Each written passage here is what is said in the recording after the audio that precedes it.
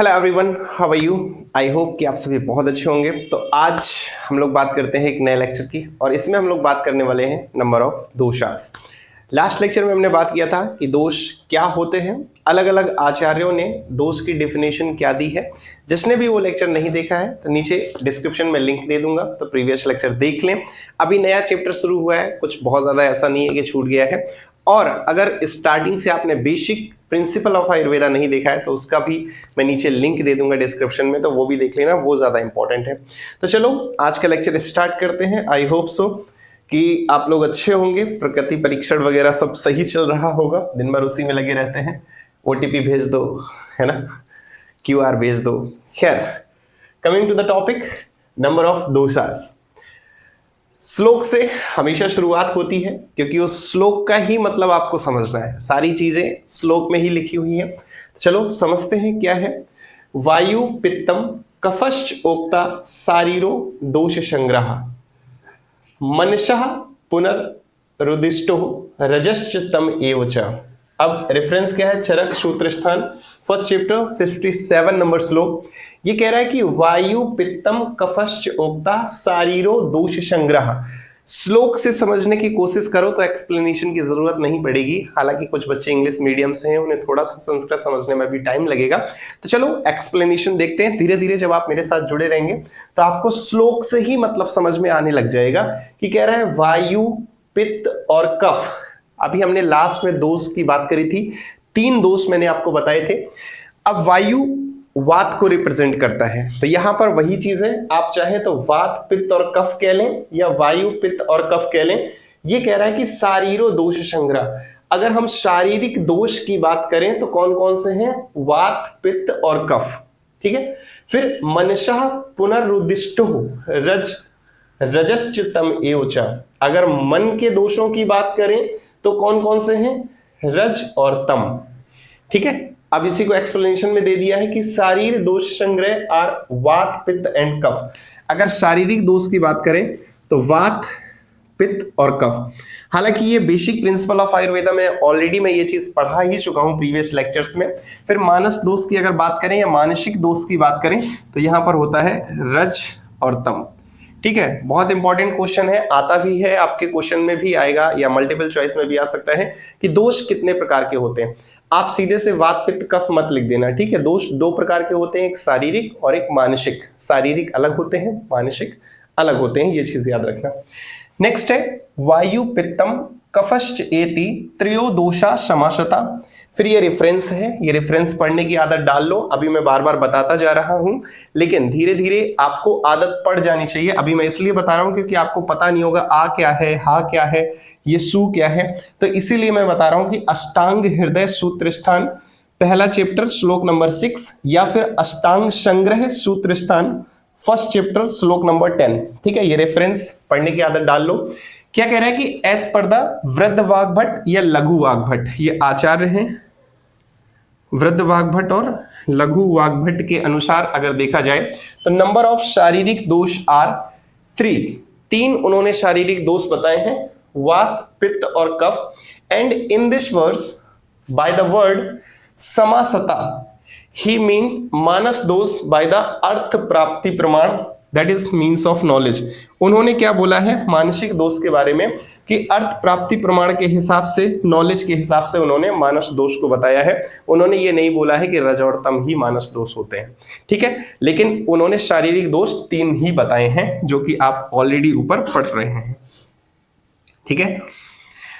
Next, वात, पित्त, श्लेष्माण एवं देह संभव हेत्वा। सुश्रुत सूत्र स्थान पहला चैप्टर 57 नंबर श्लोक है। यहां क्या कह रहा है कि वात, पित्त, श्लेष्माण एवं देह संभव हेत्वा। अब इसको हम पूरा कंप्लीटली एक्सप्लेन करते हैं। तो यहां कह रहा है कि रिगार्डिंग दोष, अगर दोष की रिगार्डिंग बात करें तो सुश्रुत ने क्या बोला है कि vata, pitta, kapha are verily the causative agent of origin of the body. ठीक है। हमारे शरीर में कुछ भी चीज, कोई भी डिजीज, कोई भी बीमारी, कुछ भी अगर कॉजेटिव एजेंट भी आ रहे हैं तो वहां कैसे पता चलेगा? वात, पित्त, कफ के डिस्टरबेंस से ही पता चलेगा।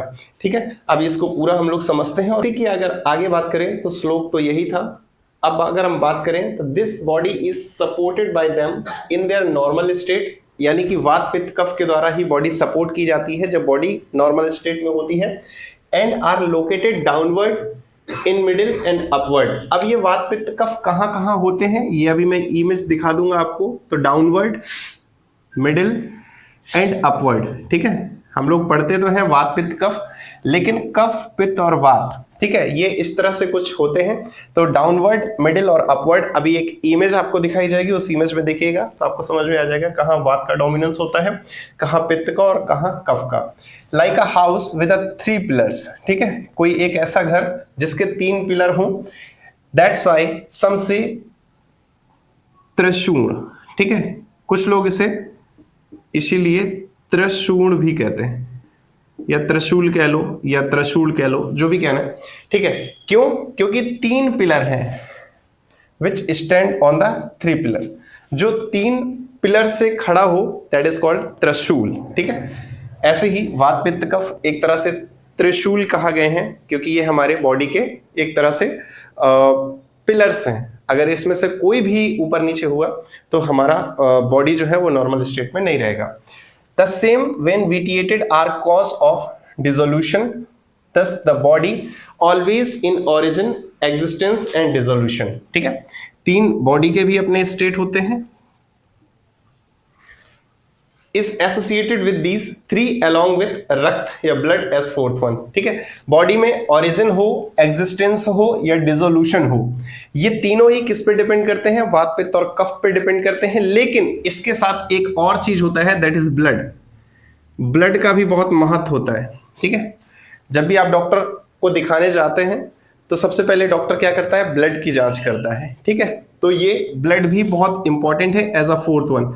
अभी अगला जो है इसके बाद नंबर ऑफ दोष, वहां हम रक्त के बारे में ही बात करेंगे और वहां मैं आपसे पूछूंगा कि क्या वाकई में रक्त को दोष माना जाना चाहिए। अब यहां पर एज अ 4th वन लिखा है, इसका मतलब ये नहीं है कि चौथा दोष जो है वो रक्त हो गया। 3 तो आपको मालूम है, वात पित्त कफ, लेकिन चौथा रक्त हो सकता है या नहीं हो सकता है, इसकी हम आगे क्वेश्चन में बात करेंगे।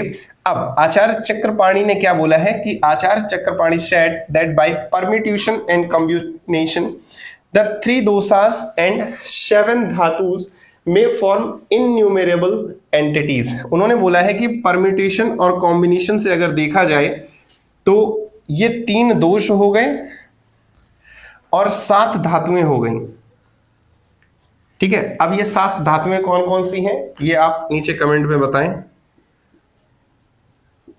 जो बच्चे ऑलरेडी पढ़ रहे हैं या पढ़ चुके हैं तो वो नीचे कमेंट में बताएं कि 7 धातुएं कौन कौन सी होती हैं। और जिन बच्चों ने नहीं पढ़ा है, नहीं पता है बेसिक प्रिंसिपल ऑफ आयुर्वेदा, तो नीचे मैं डिस्क्रिप्शन में लिंक दे दूंगा, तो वो लेक्चर जरूर देख लेना, बहुत इंपॉर्टेंट है, ठीक है। अब अगर हम बात करें धातु एज अ दोष, अगर ये जो 7 धातुएं हैं एज अ दोष, ये दोष की तरह काम करें तो क्या होगा? All the material substances are classified into 3 categories. Pacifiers of dosh, those which vitiate धातु and those maintaining health। ऐसे जो धातु को दूषित करें या फिर ऐसे जो हेल्थ को मेंटेन करें, ठीक है। अभी इसका पूरा एक्सप्लेनेशन देखते हैं और समझते हैं कि ये किस बारे में बात कर रहा है। बात करते हैं द etiological factors वात variation can be divided into 2 ways, ठीक है। इटियोलॉजिकल फैक्टर्स को 2 भागों में डिवाइड किया गया है। पहला जो डायरेक्ट वात का विटिएशन करेंगे, यानी कि वात को डायरेक्टली दूषित करेंगे, एंड विच कॉज इनडायरेक्ट वात विटिएशन। अब डायरेक्ट वात का विटिएशन क्या होता है, इनडायरेक्ट वात का विटिएशन क्या होता है? डायरेक्ट वात को प्रभावित करना या दूषित करना, जैसे कि सपोज अभी ठंड का मौसम चल रहा है, आप ठंड में सही से अच्छे से वुलन कपड़े नहीं पहने हुए, कान में नहीं बांधे हैं और बाइक में तेज हवा में अगर आप निकल गए तो वायु डायरेक्टली प्रोपोर्शनल टू वात, यानी कि अगर तेज हवा लगेगी तो कहीं ना कहीं आपकी बॉडी का जो वात है वो इम्बैलेंस होगा। दिस इज कॉल्ड डायरेक्ट वात विटिएशन। इसके अलावा इनडायरेक्ट वात विटिएशन का मतलब है कि कुछ ऐसी चीज जो ठंड में मना है वो अगर आप खा ले रहे हैं तो वहां इनडायरेक्टली कहीं ना कहीं वात का विटिएशन होगा। तो डायरेक्ट और इनडायरेक्ट का मतलब आप समझ गए, ठीक है। अब नेक्स्ट आचार्य शारंगधर कहते हैं स्टेटेड दैट वात, पित्त और kapha are stated by 3 consecutive term, that is dosha, dhatu और मल, ठीक है। अब यहां वायु, पित्त और कफ।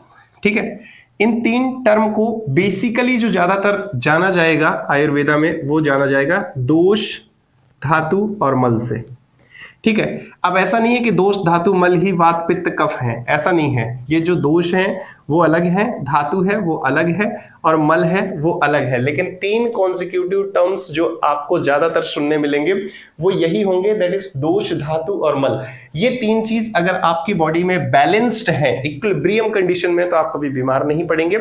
और ये 3 चीज अगर नॉन इक्विलिब्रियम में है, इसमें कोई डिस्टर्बेंस आ गया, तो इट मींस कि आप में कोई ना कोई बीमारी है या आपका शरीर फिर हेल्दी नहीं रहने वाला। तो these are the 5 types and every one of them support the body for the maintenance of human body। मैंने वही चीज कहा कि हर चीज, ऐसा नहीं है कि आपके धातु और मल तो सही है लेकिन दोष सही नहीं है। ठीक है, या दोष और धातु तो सही है लेकिन मल सही नहीं है। ठीक है, इनमें से हर चीज आपकी ह्यूमन बॉडी में मेंटेनेंस के काम आएगी। ठीक है, कोई भी चीज अगर इम्बैलेंस है तो आपकी ह्यूमन हेल्थ जो है वो खराब हो जाएगी। When they vitiate others, they are symbolized as dosh. When they support the body, they are termed as dhatu. And when they pollute the body, they are designated as mal। तीनों चीजें उसने बता दिया है कि सबसे पहले अगर विटिएट, अगर शरीर को दूषित कर रहे हैं तो इसको हम लोग बोलेंगे दोष। ठीक है, शरीर जिनसे दूषित होगा, विटिएट होगा, वो होंगे दोष। और जो सपोर्ट करेंगे बॉडी को, उनको नाम देंगे धातु। ये बॉडी को सपोर्ट करेंगे। व्हेन दे पॉल्यूट, जब बॉडी को पॉल्यूट करेंगे तो इसका नाम हो जाएगा मल। ठीक है, अब मैंने अभी बोला था आपसे कमेंट में जरूर बताना कि 7 धातुएं कौन कौन सी हैं। अब इसके साथ साथ मल कौन कौन से होते हैं वो भी नीचे कमेंट में बताना। ठीक है, प्रीवियस लेक्चर नहीं देखा है तो डिस्क्रिप्शन में लिंक है, देख जरूर लेना। बेसिक प्रिंसिपल ऑफ आयुर्वेदा जरूर पढ़ना, पूरे आपकी जर्नी में काम आने वाला है। सिर्फ ऐसा नहीं कि फर्स्ट ईयर में फिजियोलॉजी हो गई इसके बाद कभी नहीं काम आएगा, लाइफ टाइम काम आने वाला है। ठीक है, एनसीईआरटी ऐसा नहीं है कि अब नीट निकला हो ना निकला हो एनसीईआरटी आपने हटा दिया, ऐसा नहीं है। अभी मॉडर्न फिजियोलॉजी जब मैं पढ़ाऊंगा तो बहुत सारी ऐसी चीजें हैं जो एनसीईआरटी से रिलेशन में आएंगी। आपको लगेगा कि अरे ये तो मैंने नीट के दौरान पढ़ा था। तो कुछ चीजें हैं, जैसे एनसीईआरटी बेसिक है मेडिकल का, ऐसे ही आयुर्वेदा का ये दोष, धातु, मल जो है ये बेसिक है। ठीक है, तो ये चीज पढ़ के रखना, पूरी लाइफ टाइम काम आने वाली है। अब नेक्स्ट हम लोग बात करते हैं अब हम लोग बात कर रहे हैं रक्त एज अ दोष। रक्त को क्या हम दोष मान सकते हैं? अभी हम आगे बात करेंगे मल एज अ दोष। ठीक है, तो रक्त के बारे में अगर हम बात करें तो आचार्य चक्रपाणी ने इन आयुर्वेदिक दीपिका, एक पुस्तक है आयुर्वेद दीपिका, ठीक है, किसी लड़की का नाम मत समझ लेना। ठीक है, आयुर्वेद दीपिका एक पुस्तक का नाम है। Arises questions and also prevents his view why रक्त कैन बी ट्रीटेड एज दोष एंड व्हाई नॉट। इन्होंने ऐसा बताया है कि रक्त को हमें दोष के रूप में क्यों ट्रीट करना चाहिए और क्यों नहीं करना चाहिए। अब ये चीज मैं आपके ऊपर छोड़ता हूं और आपसे पूछता हूं कि आप मुझे बताएं कि क्या रक्त को दोष मानना चाहिए या नहीं मानना चाहिए। दोष के बारे में आपने सारी ही डिफिनेशन पढ़ रखी हैं। जिन आचार्यों ने अलग अलग मत दिए थे वो सभी मैंने प्रीवियस लेक्चर में बताया है, तो उस हिसाब से आप सोचेंगे तो आपको कहीं ना कहीं इसका आंसर मिल जाएगा। बुकिश लैंग्वेज में क्या दिया है वो मैं एक बार आपके सामने एक्सप्लेन कर देता हूं। इसके अलावा आप अपना दिमाग लगाइएगा और नीचे कमेंट में बताइएगा कि क्या रक्त को हम चौथा दोष मान सकते हैं या नहीं मान सकते हैं। ठीक है, बुक में क्या दिया है, देखो श्लोक दिए हैं, बिना श्लोक के कोई भी एक्सप्लेनेशन नहीं होता आयुर्वेदा में। तो श्लोक, अब हर श्लोक को मैं यहाँ लिखूंगा नहीं, हर श्लोक मैं आपके सामने बताऊंगा नहीं, क्योंकि आयुर्वेदा में बहुत श्लोक है, 500 से 1000 श्लोक आ जाएंगे सिर्फ एक बुक में।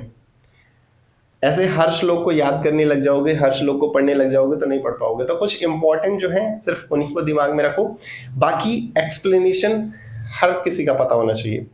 ठीक है, तो मैं एक्सप्लेनेशन की बात कर रहा हूं कि Chakrapani arouse a question in Ayurveda Dipika that as there is mention about rakta its specific cause of vitiation, यानी कि क्या इसके कॉज है, क्या इसका हेतु है, साइन क्या इसके लक्षण हैं, एंड सिम्टम्स ऑफ विटिएशन, दूषित होने के बाद क्या सिम्टम्स दिख रहे हैं डिजीज में ड्यू टू इट्स विटिएशन या इसके विकार की वजह से, एंड ट्रीटमेंट चिकित्सा in the above present work vide this apparently rakta is also to be treated as a dosha. क्या इन चीजों की वजह से हमें दोष के रूप में लेना चाहिए? क्यों? क्योंकि रक्त अगर दूषित हो रहा है तो उसमें कुछ विकार दिखाई दे रहे हैं, या फिर कुछ लक्षण दिखाई दे रहे हैं, या कुछ हेतु या कुछ साइन वगैरह भी दिखाई देते हैं। क्या इन वजह से रक्त को दोष मानना चाहिए?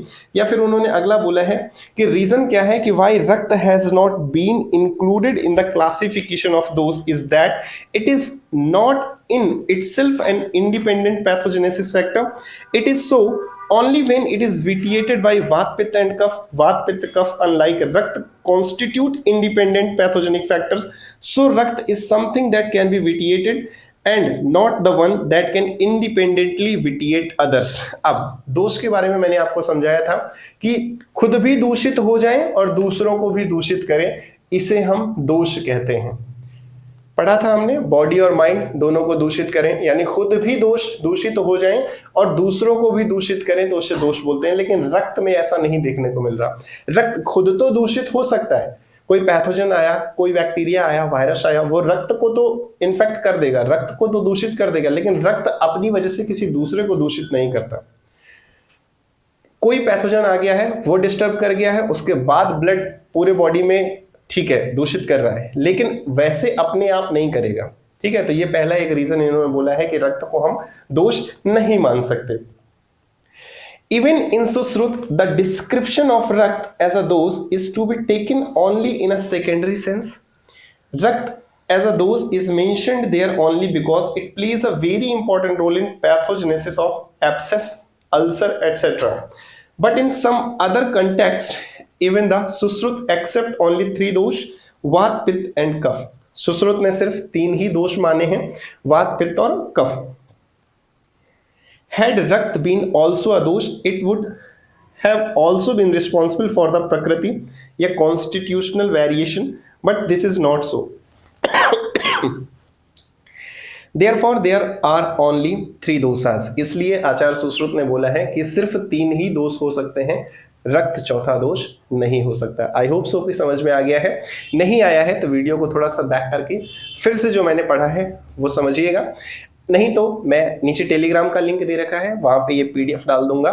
ठीक है, तो वहां से आप पढ़ सकते हैं कि मैं क्या बोल रहा हूं और क्या समझाने की कोशिश कर रहा हूं। अब हम लोग बात करते हैं कि मल एज अ दोष। ठीक है, अगर हम मल को दोष के रूप में देखें तो क्या बोला है आचार्य चक्रपाणी ने टीका सूत्र चरक सूत्र स्थान 17 श्लोक नंबर 93 में बोला है मलह दोषा। ठीक है, मल को अगर हम दोष के रूप में देखें तो क्या बोला है, मला इति दुष्ट दोष संज्ञा यद उक्तम मलिनी करण आन्य मलह इति।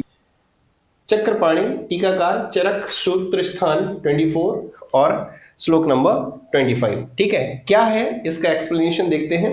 The vata, pitta and kapha are called doshas because they vitiate या दूषित करते हैं the body, and these are called malas because they cause pollution या मलिनीकरणात। यहां पर जो मलिनीकरणात का मतलब है मलिन करे, दूषित करे ऑफ द बॉडी। ठीक है, इसीलिए हम दोष बोल रहे हैं। क्यों मल को? क्योंकि ये बॉडी को मलिनीकरणात यानी कि मलिन करता है, गंदा करता है, दूषित करता है। ठीक है, इसलिए हम मल को क्या बोलते हैं, एज अ दोष। ठीक है, यानी कि मल भी आपका एक दोष का हिस्सा है। ठीक है, अब अगला topic that is inter relationship between ritu dosha, rasa और गुण, यानी कि जो बात करने वाले हैं रिलेशन बिटवीन दोष एंड ऋतु। ठीक है, तो अब नेक्स्ट जो टॉपिक आने वाला है अगले लेक्चर में हम लोग बात करने वाले हैं कि रिलेशन क्या होता है दोष और ऋतु में। यानी कि ऋतु आप सभी जानते हैं कि 6 प्रकार की ऋतुएं बताई गई हैं। अब उस ऋतुओं में कौन कौन से दोष उत्पन्न होते हैं, कौन कौन से दोष सही होते हैं, इन सब सारी चीजों की हम लोग बात करने वाले हैं। ज्यादातर अगर मैं प्रैक्टिकल नॉलेज की बात करूं तो आपने देखा होगा बरसात के मौसम में हॉस्पिटल्स में बहुत लंबी लंबी लाइनें लगी रहती हैं, पेशेंट्स बहुत आते हैं, खांसी जुकाम बुखार वाले बहुत पेशेंट आ जाते हैं। ठीक है, वायरल बहुत होने लगता है जैसे ही मौसम चेंज होता है। अभी भी ऐसा चल रहा है, दिन में धूप निकल आती है, रात में ठंडक हो जाती है, इस मौसम में भी लोग बहुत ज्यादा बीमार होते हैं। तो ऐसा क्यों होता है? क्या ऐसी चीजें होती हैं कि अलग अलग ऋतुओं के हिसाब से जैसे ही सीजन चेंज होते हैं हमारे जो शरीर में दोषों की वृद्धि या क्षय होने लगता है। ठीक है। तो दोष का ऋतुओं से क्या लेना देना है, इसी रिलेशन की बात हम लोग करने वाले हैं अगले लेक्चर में। तो बहुत इंपॉर्टेंट लेक्चर है, मिस मत करना। और आज का लेक्चर अगर आपको अच्छा लगा है तो वीडियो को लाइक कर देना, चैनल को सब्सक्राइब कर देना, और आप जिस भी कॉलेज में हैं, जहां से भी मेरा वीडियो देख रहे हैं, तो फिर आप अपने ग्रुप में इसको शेयर भी कर सकते हैं ताकि और भी बच्चे हैं उनका भी फायदा हो जाए। ठीक है। फिजियोलॉजी कंप्लीटली हम लोग पढ़ने वाले हैं। आपके पेपर्स जो 23 बैच के बच्चे हैं अगर वो देख रहे हैं तो उनके पेपर आने वाले हैं। आई थिंक मई या जून में हो जाएंगे। कुछ बच्चे मार्च में भी कह रहे हैं, मार्च में नहीं होंगे। ठीक है, मई या जून में उनके पेपर्स हो जाएंगे। अभी काफी वक्त है। ठीक है, तो हम लोग काफी कुछ हिस्सा जो है वो कंप्लीट कर ले जाएंगे। तो ज्यादा घबराने की जरूरत नहीं है कि कैसे पास होंगे, कैसे पेपर देते। इन सब चीजों की ज्यादा टेंशन ना लो जब तक मैं यहाँ खड़ा हूँ। कोई भी डाउट है तो नीचे व्हाट्सअप नंबर दे रखा है, उस पर आप मुझे पर्सनली व्हाट्सअप भी कर सकते हैं, या इसके अलावा और कोई डाउट आते हैं तो आप नीचे कमेंट में भी पूछ सकते हैं। आज का लेक्चर यही तक। फिर से वही चीज, वीडियो को शेयर जरूर कर दीजिएगा। मिलते हैं किसी और वीडियो के साथ, नेक्स्ट लेक्चर के साथ। Till then take care, have a nice day and best of luck for your future. Thank you.